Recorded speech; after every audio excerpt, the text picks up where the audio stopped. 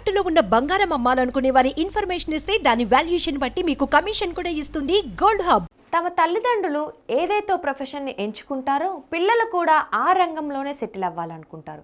కానీ కొందరు మాత్రం అందుకు భిన్నంగా వ్యవహరిస్తుంటారు.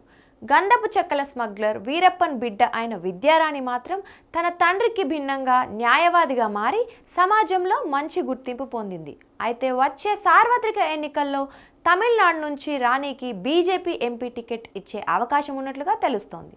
గంధపు చెక్కల స్మగ్లింగ్, వేటాడటం ఇంకా చాలా అనైతిక చర్యలతో బహిష్కరణ ఎదుర్కొన్న కుటుంబం నుంచి వచ్చిన రాణి తనకంటూ ఒక కొత్త మార్గాన్ని ఎంచుకొని సామాజిక కార్యకర్తగా మారింది.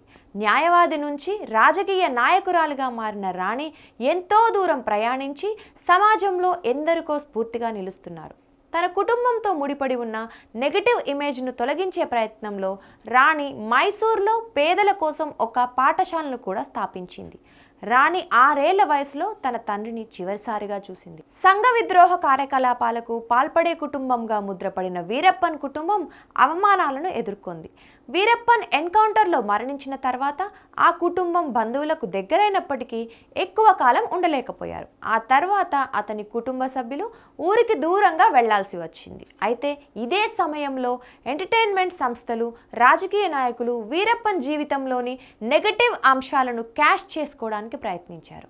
అతనిపై అనేక లఘు చిత్రాలు మరియు డాక్యుమెంటరీలు రూపొందించారు. అయితే ఇవన్నీ కుటుంబ సమస్యలను మరింత కఠినంగా మార్చేశాయి. అయితే విద్యారాణి మాత్రం మచ్చ లేకుండా ఉండేందుకు అన్ని ప్రయత్నాలు చేసింది.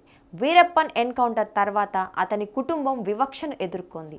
ఈ కారణంగానే విద్యారాణి అన్ని అవమానాలను తట్టుకొని న్యాయవాద వృత్తిని అభ్యసించి న్యాయవాదిగా అయ్యారు.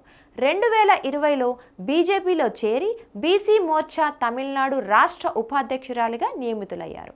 2021 అసెంబ్లీ ఎన్నికల్లో పోటీ చేయనప్పటికీ సార్వత్రిక ఎన్నికల సమయంలో ఆమె